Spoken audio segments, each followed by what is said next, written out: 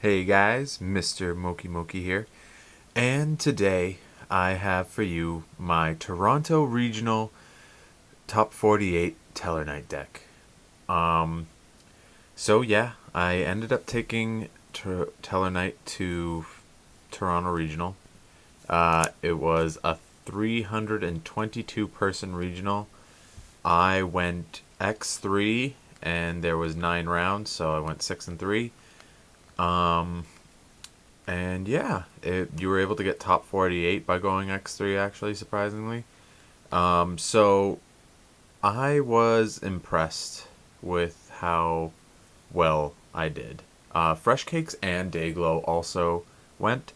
Um, I'm not sure if they also wanted to share their deck profiles, but I felt like I wanted to share my Tellarknight deck profile that I took, which I was very proud of.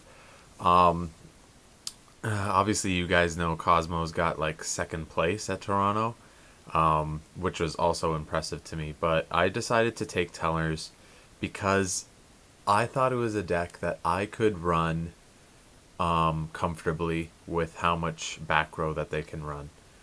Um, but yeah, actually, you know what? I'll get right into it, and we can talk about my choices. So first off, I won't spend too much time. 3 Tellarknight Altairs, like super standard. 3 Unicoli.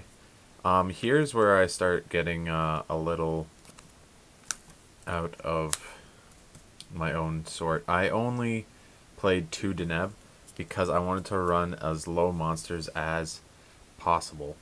Um, and I didn't want to clog with monsters all the time, which I still did, but it's to be expected. And then 2 Vega. So I'm pretty sure that's pretty standard for everybody. I'm not sure if there's any questions about that, but that seems to be the standard monster lineup. 10 Tellers. I know people run 3 Deneb. I just didn't want to see too many monsters, so I cut down on the Deneb. And then the the one monster that I think everybody should be running this format is 2 Maxi. I didn't hate it, and I didn't like find it amazing because the thing with this deck is like you don't want to draw into too many monsters, but if you're forced to go second, like you need something to like get make a turn 2 play with you're forced to go second. So I would side these out if I was going to choose to go first, and I would side these back in if I was forced to go second, that sort of thing. So yeah, Mexi, I felt like, too good not to play. That's my monster lineup.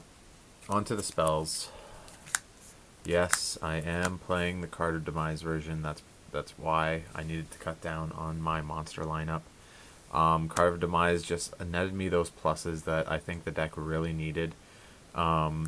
Luckily, I didn't run into any paleo during my run. I did run into zoos. The one zoo matchup, I got greedy, and I lost because of it. I had his field, I had the game, but I got greedy. So, but you live and learn. Um, On to 2 Pot of Duality. I didn't have any Pot of Desires, so this is a very scrub version. But either way, even if I did have Pot of Desires, I think Pot of Duality still works better because it works so good in combination with your Card of Demise, because you can't special summon the turn anyway. So, yeah, actually, I really like the Pot of Duality. Sure, it gave the reveals to the opponent what I was having, but it didn't really matter. And then the 1 Rhoda and 1 Regeki. So, not too many spells there. Not too much to go on about. Next, 3 Tellarnova Alpha. Honestly, I love this card for when I had it. There's, I have no complaints for it. The one thing that I guess I would say is I might have dropped it down to 2 simply because of the low monster count that I do have. And simply because it does need a teller to go off. But other than that, like when you do have a teller, like you want to see this, so it's like it's a love-hate relationship that way. Next, 3 D barrier. Honestly, I think this is the only deck profile that you'll probably see me with D barrier because of my friend who lent me his for the tournament. Thank you. Shout out to him. He allowed me to play these D barriers because he wasn't going to regionals, and honestly, it killed. Like, I felt the difference in my deck. It was just amazing. I was so glad to have it. It won me most of my matches, to be honest. And you don't, like, D-Barrier doesn't really even hurt your deck, because, like, they call Xyz monsters. Oh, well, I can't go into my Xyz play, like, I can live off my back row. That's how well this deck can perform. And Maxi doesn't hurt this deck at all, either, because your opponent can, like, will discard Maxi, chaining to your Vega or your Altair, and you're comfortable with just stopping your plays. So, people who have Maxi, people who have D-Barrier, it really doesn't hurt this deck. And honestly, like, it's probably those mistakes that my opponents made that, like, won me the game. People were not expecting me, or people were not expecting Tellers, that's for sure. Yeah, but I'll keep going on. 3 Call of the Haunted, and 1 Oasis of Dragonstalls. I felt maybe I had too much Revival, but I like this ratio. I definitely didn't want to go too much on the Oasis, but the 3 Call of the Haunteds, I think, are still necessary to bounce back with Trevor and stuff. So, yeah, 2 strikes, not 3, mostly because, like, there's barely any room. But yeah, then 2 Anti-Spell Fragrance. Okay, so here's the thing. I was expecting a lot more Metal Foe Zoo to be present because of Boba Boon this weekend. I didn't run into it once. Which was really funny to me. Anti-Spell Fragrance still helped, but you might be wondering why not 3. Well, for one, I hated clogging with this card. I don't know what it is with me in this card, but I clog so hard with this card. I draw into 2 all the time, and it's nuts. I only play 2, and I clog with it. And I honestly, like, especially, like, if I'm not playing anything, like, if I was playing, like, something like Paleos, I would hate to see this. I would hate it. Yeah, it stops zoos maybe for a turn, but if they draw into rat, like if they had rat in hand already, or if they had Tarot top, they're just gonna make Dryden and pop it anyway. So it really doesn't slow anything down. So like I wouldn't not play it because it slows the opponent down to my like my field, but it's still, like, I wouldn't play 3. It's too cloggy. And I actually wouldn't have it any other way, because actually when I was being forced to go, when I was being forced to go second, I would definitely side this out. 2 Lost Winds. Oh my god, this card's amazing. I love this card. Okay, so I played this over Fiendish Chain. Yes, I know you wanna play Fiendish Chain so that you can bounce it back to hand with Trevor. But this card is just recurs itself anyway from the graveyard, and it saved my ass. Has the original attack, sorry, and it negates an opponent's monster's effect. So, like, on top of Fiendish Chain being chainable by Dryden to be negated, honestly, like, fuck that. Lost Ones were just way better. I faced 3 invoked. Variants, and I wrecked them thanks to this card, actually. So it was awesome. And Anti-Spell Fragrance, so I can't hate that. 2 Quaking Mirror Force and 1 Drowning Mirror Force. You might be thinking, like, why not why not 3 Quaking? Well, I'll be honest. I wanted to mindfuck my opponent, so I wanted to play Quaking and 1 other Mirror Force. So what I did was I would make them think that I had multiple Mirror Forces, like multiple Drownings and multiple Quakings, which I did, multiple Quakings. But it honestly, I used my 1 Drowning, and it actually stopped 2 of my opponents. As soon as I played Drowning against them, they actually stopped their plays. Like, they wouldn't, after that, they just stopped attacking me directly, because they were afraid of being Drowning. So they were like, I'm gonna wait, I'm just gonna wait, like, I can't attack into another Drowning. And honestly, I had nothing set.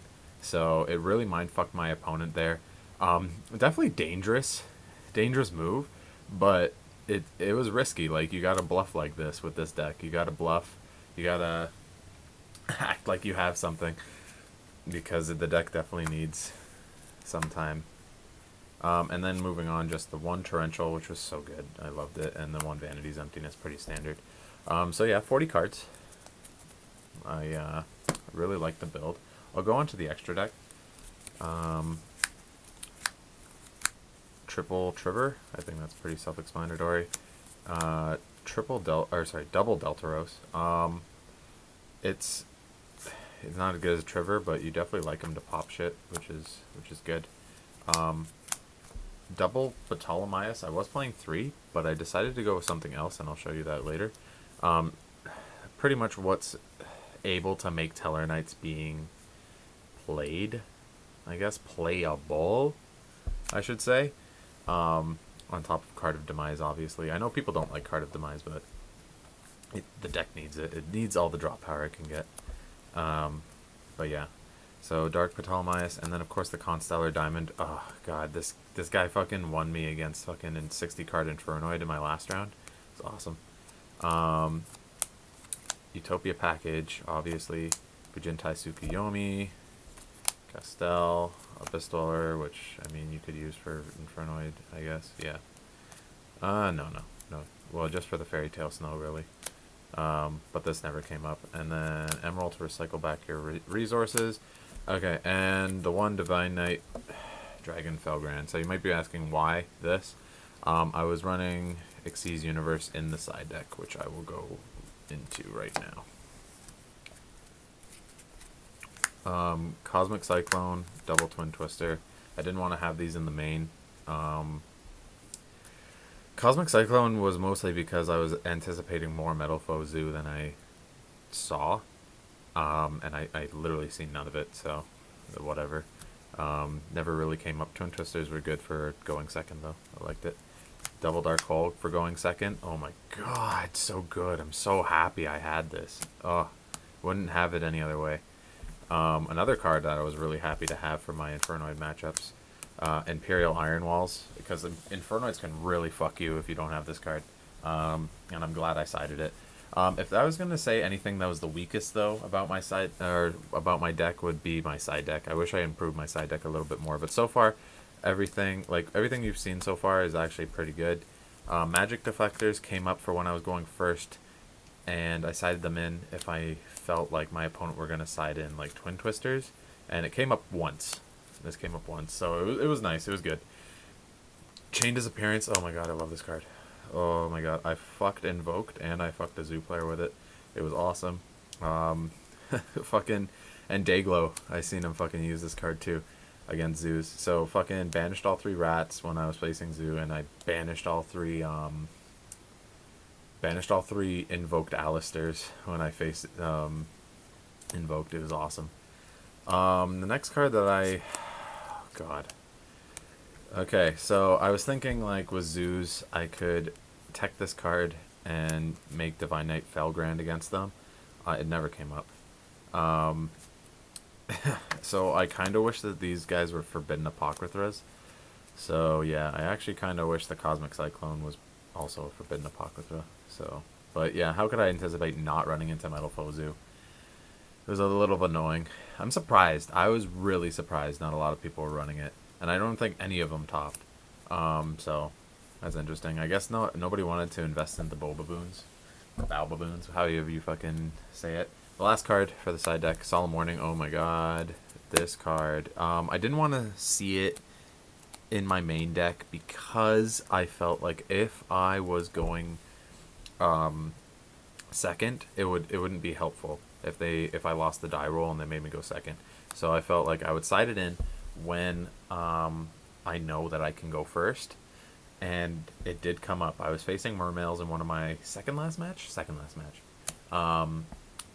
This guy fucking ran Mass Chain second. I had 4 back row, and he was ready to Mass Change to me into Masked Hero Acid, and thankfully, oh god, it was so good. Thankfully, I had this face down. I sided into it, and I drew.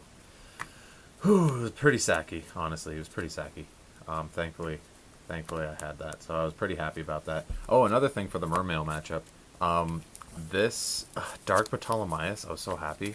this turns everything dark. So with the Mermail matchup, I turned his things dark. So when he used his Mermail effects on field, or yeah, the Prince effect to send something, it couldn't get the effect because it wasn't sent by a water monster. It was dark, so it was pretty dirty.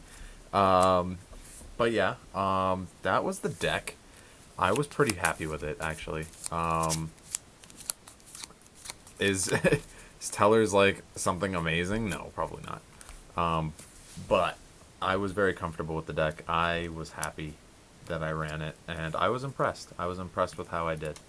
I know top 48 isn't like amazing, is not an amazing place, but this was my second regional, so I was pretty happy about it. And yeah, honestly, I guess I can just try and improve and be better. I think I'll work on my side deck a little bit more. That's probably what I'm gonna need to do. But yeah, I was pretty happy. Anyways, guys, if you have any questions, feel free to comment down below. And remember to rate, comment, and SCRUB-Scribe. Peace.